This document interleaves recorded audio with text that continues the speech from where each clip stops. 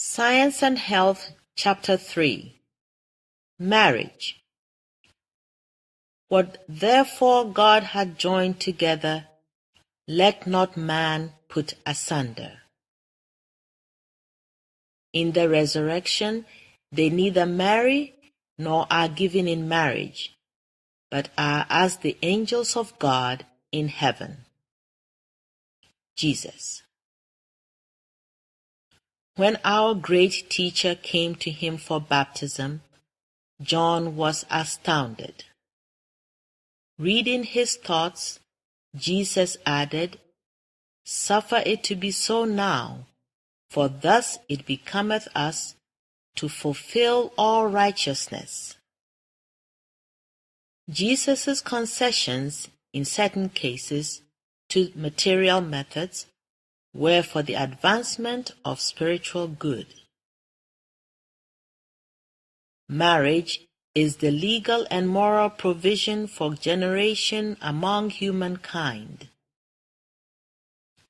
Until the spiritual creation is discerned intact, is apprehended and understood, and his kingdom is come as in the vision of the Apocalypse, where the corporeal sense of creation was cast out and its spiritual sense was revealed from heaven, marriage will continue, subject to such moral regulations as will secure increase in virtue. Infidelity to the marriage covenant is the social scourge of all races, the pestilence that walketh in darkness, the destruction that wasteth at noonday. The commandment, "Thou shalt not commit adultery," is no less imperative than the one, "Thou shalt not kill."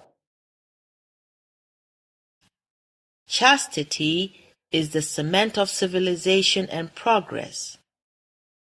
Without it, there is no stability in society, and without it, one cannot attain the science of life. Union of the masculine and feminine qualities constitutes completeness. The masculine mind reaches a higher tone through certain elements of the feminine, while the feminine mind gains courage and strength through masculine qualities. These different elements conjoin naturally with each other, and their true harmony is in spiritual oneness. Both sexes should be loving, pure, tender, and strong.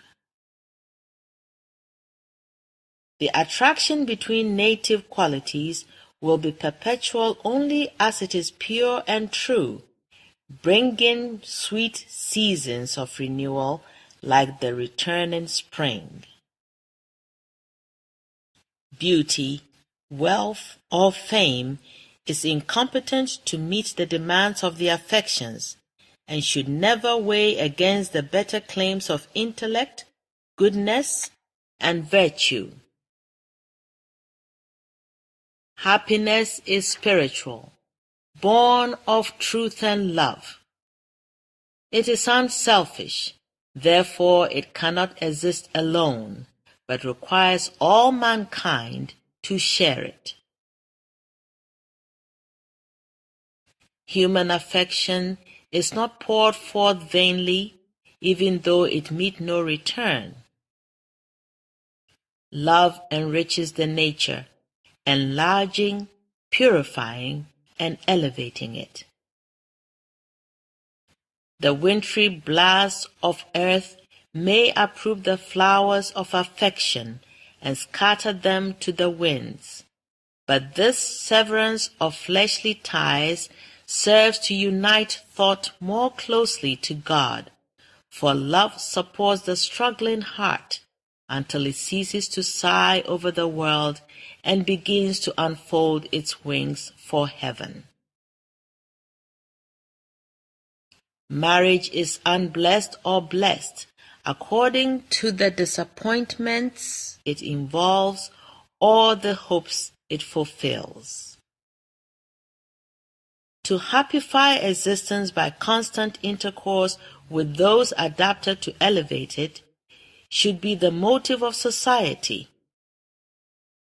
Unity of spirit gives new pinions to joy, or else joy's drooping wings trail in dust. Ill-arranged notes produce discord. Tones of the human mind may be different, but they should be concordant in order to blend properly. Unselfish ambition, noble life motives, and purity, these constituents of thought, mingling, constitute individually and collectively true happiness, strength, and permanence. There is moral freedom in soul. Never contract the horizon of a worthy outlook by the selfish exaction of all another's time and thoughts. With additional joys, benevolence should grow more diffusive. The narrowness and jealousy which would confine a wife or a husband forever within four walls will not promote the sweet interchange of confidence and love. But on the other hand, a wandering desire for incessant amusement outside the home circle is a poor augury for the happiness of wedlock. Home is the dearest spot on earth, and it should be the center, though not the boundary, of the affections. Said the peasant bride to her lover, "Two eat no more together than they eat separately." This is a hint that a wife ought not to court vulgar extravagance or stupid ease because another supplies her wants. Wealth may obviate the necessity for toil or the chance for ill nature in the marriage relation, but nothing can abolish the cares of marriage. She that is married careth how she may please her husband, says the Bible. And this is the pleasantest thing to do. Matrimony should never be entered into without a full recognition of its enduring obligations on both sides. There should be the most tender solicitude for each other's happiness, and mutual attention and approbation should wait on all the years of married life. Mutual compromises will often maintain a compact which might otherwise become unbearable. Man should not be required to participate in all the annoyances and cares of domestic economy, nor should woman be expected to understand political economy. Fulfilling the different demands of their united spheres, their sympathies should blend in sweet confidence and cheer, each partner sustaining the other, thus hallowing the union of interest and affections in which the heart finds peace and home. Tender words and unselfish care in what promotes the welfare and happiness of your wife will prove more salutary in prolonging her health and smiles than stolid indifference or jealousy. Husbands, hear this, and remember how slight a word or deed may renew the old trysting times. After marriage, it is too late to grumble over incompatibility of disposition.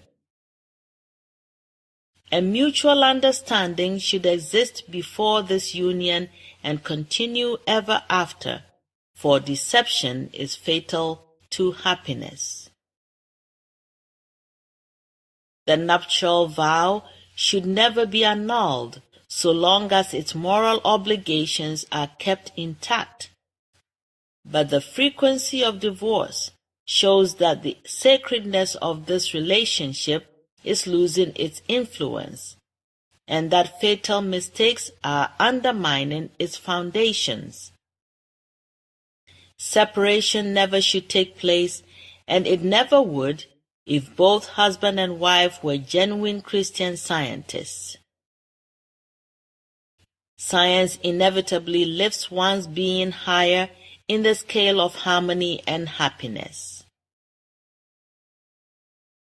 Kindred tastes, motives, and aspirations are necessary to the formation of a happy and permanent companionship. The beautiful in character is also the good welding indissolubly the links of affection. A mother's affection cannot be weaned from her child, because the mother love includes purity and constancy, both of which are immortal. Therefore, maternal affection lives on under whatever difficulties. From the logic of events, we learn that selfishness and impurity alone are fleeting, and that wisdom will ultimately put asunder what she hath not joined together. Marriage should improve the human species, becoming a barrier against vice, a protection to woman, strength to man, and a center for the affections. This, however, in a majority of cases, is not its present tendency. And why? Because the education of the higher nature is neglected, and other considerations, passion, frivolous amusements, personal adornment, display, and pride occupy thought. An ill-attuned ear calls discord harmony, not appreciating concord. So physical sense, not discerning the true happiness of being, places it on a false basis. Science will correct the discord and teach us life's sweeter harmonies. Soul has infinite resources with which to bless mankind, and happiness would be more readily attained and would be more secure in our keeping if sought in soul. Higher enjoyments alone can satisfy the cravings of immortal man. We cannot circumscribe happiness within the limits of personal sense. The senses confer no real enjoyment. The good in human affections must have ascendancy over the evil and the spiritual over the animal, or happiness will never be won. The attainment of this celestial condition would improve our progeny, diminish crime, and give higher aims to ambition. Every valley of sin must be exalted, and every mountain of selfishness be brought low, that the highway of our God may be prepared in science. The offspring of heavenly-minded parents inherit more intellect, better balanced minds, and sounder constitutions. If some fortuitous circumstance places promising children in the arms of gross parents, often these beautiful children early droop and die, like tropical flowers born amid alpine snows.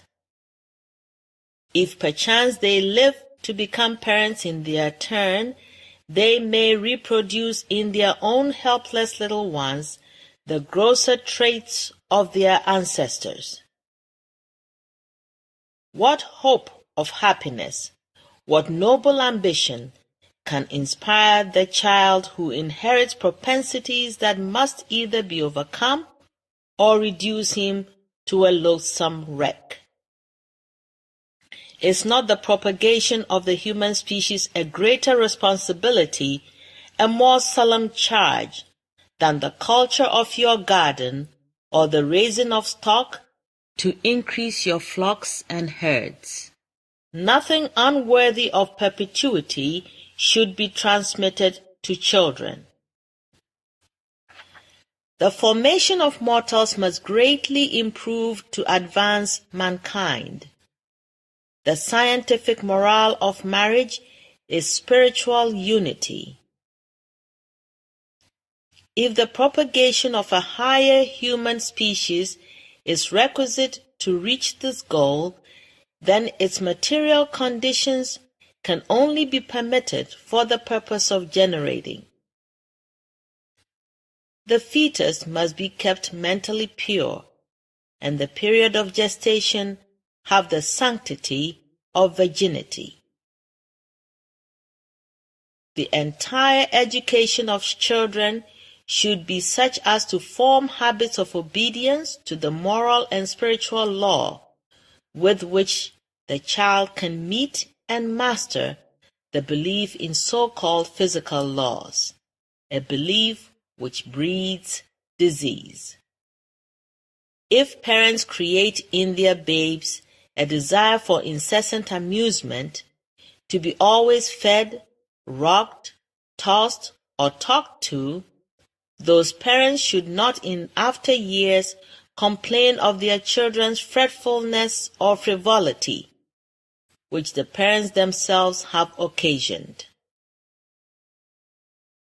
Taking less thought for your life, what ye shall eat, or what ye shall drink, less thought for your body, what ye shall put on, will do much more for the health of the rising generation than you dream.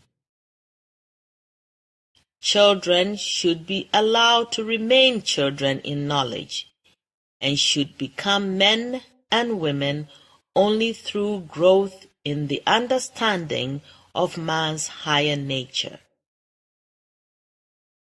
We must not attribute more and more intelligence to matter, but less and less, if we would be wise and healthy. The divine mind which forms the bud and blossom will care for the human body, even as it clothes the lily. But let no mortal interfere with God's government by thrusting in the laws of erring human concepts. The higher nature of man is not governed by the lower. If it were, the order of wisdom would be reversed. Our false views of life hide eternal harmony and produce the ills of which we complain. Because mortals believe in material laws and reject the science of mind, this does not make materiality first and the superior law of soul last. You would never think that flannel was better for warding off pulmonary disease than the controlling mind if you understood the science of being. In science, man is the offspring of spirit. The beautiful, good, and pure constitute his ancestry. His origin is not like that of mortals in brute instinct, nor does he pass through material conditions prior to reaching intelligence. Spirit is his primitive and ultimate source of being. God is his Father, and life is the law of his being. Civil law establishes very unfair differences between the rights of the two sexes. Christian Science furnishes no precedent for such injustice, and civilization mitigates it in some measure. Still, it is a marvel why usage should accord women less rights than does either Christian Science or civilization. Our laws are not impartial, to say the least, in their discrimination as to the person, property, and parental claims of the two sexes. If the elective franchise for women will remedy the evil without encouraging difficulties of greater magnitude, let us hope it will be granted. A feasible as well as rational means of improvement at present is the elevation of society in general and the achievement of a nobler race for legislation, a race having higher aims and motives.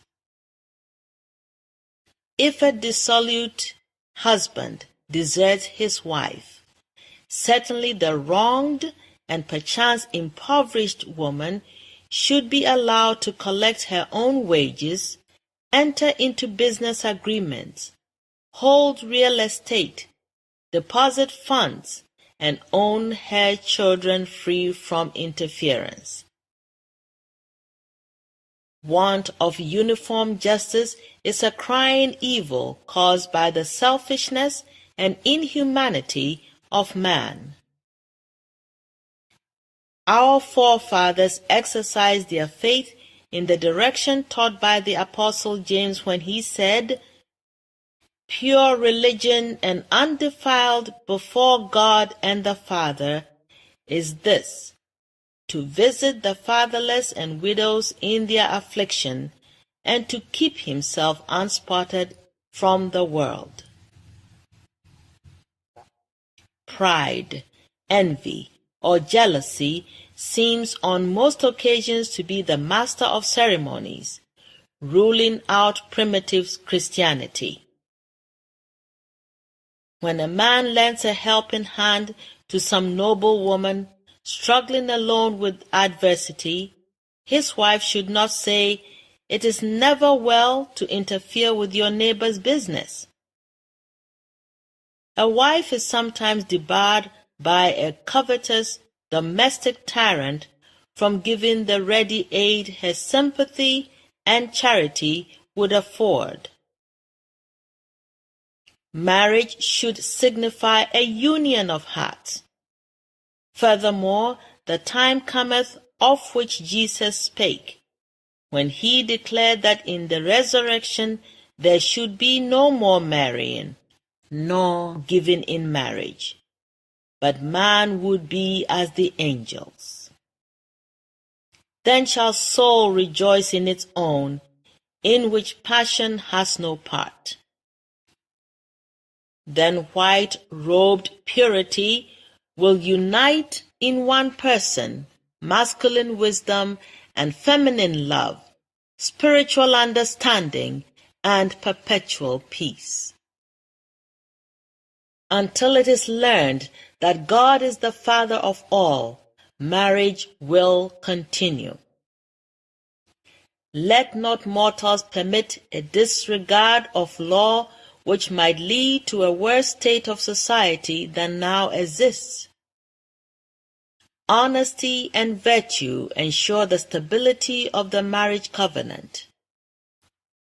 Spirit will ultimately claim its own, all that really is, and the voices of physical sense will be forever hushed. Experience should be the school of virtue, and human happiness should proceed from man's highest nature. May Christ's truth be present at every bridal altar to turn the water into wine, and to give to human life an inspiration by which man's spiritual and eternal existence may be discerned. If the foundations of human affection are consistent with progress, they will be strong and enduring. Divorces should warn the age of some fundamental error in the marriage state. The union of the sexes suffers fearful discord. To gain Christian Science and its harmony, life should be more metaphysically regarded. The broadcast powers of evil, so conspicuous today, show themselves in the materialism and sensualism of the age, struggling against the advancing spiritual era. Beholding the world's lack of Christianity and the powerlessness of vows to make home happy, the human mind will at length demand a higher affection. There will ensue a fermentation over this as over many other reforms until we get at last the clear straining of truth, and impurity and error are left among the lees. The fermentation even of fluids is not pleasant. An unsettled, transitional stage is never desirable on its own account. Matrimony, which was once a fixed fact among us, must lose its present slippery footing, and man must find permanence and peace in a more spiritual adherence. The mental chemicalization which has brought conjugal infidelity to the surface will assuredly throw off this evil, and marriage will become purer when the scum is gone. Thou art right, immortal Shakespeare, great poet of humanity. Sweet are the uses of adversity, which like the toad, ugly and venomous, wears yet a precious jewel in his head. Trials teach mortals not to lean on a material staff, a broken reed which pierces the heart. We do not half remember this in the sunshine of joy and prosperity. Sorrow is salutary. Through great tribulation we enter the kingdom. Trials are proofs of God's care. Spiritual development germinates not from seeds sown in the soil of material hopes, but when these decay, love propagates anew the higher joys of spirit, which have no taint of earth. Each successive stage of experience unfolds new views of divine goodness and love. Amidst gratitude for conjugal felicity, it is well to remember how fleeting are human joys. Amidst conjugal infelicity, it is well to hope, pray, and wait patiently on divine wisdom to point out the path. Husbands and wives should never separate if there is no Christian demand for it. It is better to await the logic of events than for a wife precipitately to leave her husband, or for a husband to leave his wife. If one is better than the other, as must always be the case, the other preeminently needs good company. Socrates considered patience salutary under such circumstances, making his Xantippe a discipline for his philosophy. Sorrow has its reward. It never leaves us where it found us. The furnace separates the gold from the dross, that the precious metal may be graven with the image of God. The cup our Father had given Shall we not drink it and learn the lessons he teaches? When the ocean is stirred by a storm, then the clouds lower, the wind shrieks through the tightened shrouds, and the waves lift themselves into mountains. We ask the helmsman, "Do you know your course? Can you steer safely amid the storm?" He answers bravely, but even the dauntless seaman is not sure of his safety. Nautical science is not equal to the science of mind. Yet, acting up to his highest understanding, firm at the post of duty, the mariner works on and awaits the issue. Thus should we deport ourselves on the seething ocean of sorrow. Hoping and working, one should stick to the wreck until an irresistible propulsion precipitates his doom, or sunshine gladdens the troubled sea. The notion that animal natures can possibly give force to character is too absurd for consideration, when we remember that through spiritual ascendancy, our Lord and Master healed the sick, raised the dead, and commanded even the winds and waves to obey him. Grace and truth are potent beyond all other means and methods.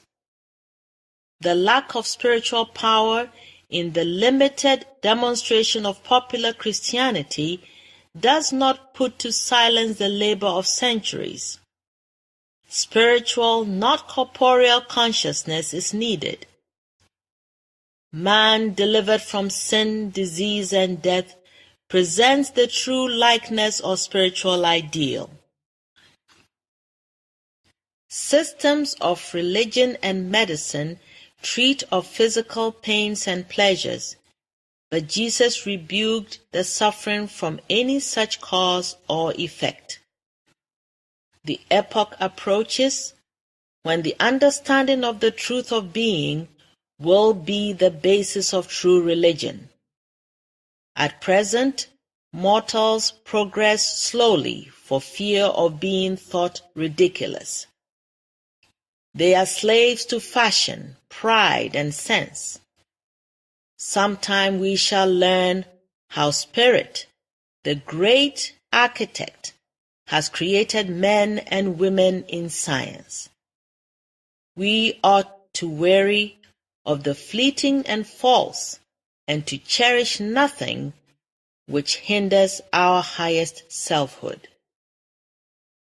Jealousy is the grave of affection. The presence of mistrust, where confidence is due, withers the flowers of Eden and scatters love's petals to decay. Be not in haste to take the vow until death do us part. Consider its obligations, its responsibilities, its relations to your growth and to your influence on other lives. I never knew more than one individual who believed in agamogenesis. She was unmarried, a lovely character, was suffering from incipient insanity, and a Christian Scientist cured her. I have named her case to individuals when casting my bread upon the waters, and it may have caused the good to ponder and the evil to hatch their silly innuendos and lies, since salutary causes sometimes incur these effects. The perpetuation of the floral species by bud or cell division is evident, but I discredit the belief that agamogenesis applies to the human species. Christian Science presents unfoldment, not accretion. It manifests no material growth from molecule to mind, but an impartation of the divine mind to man and the universe.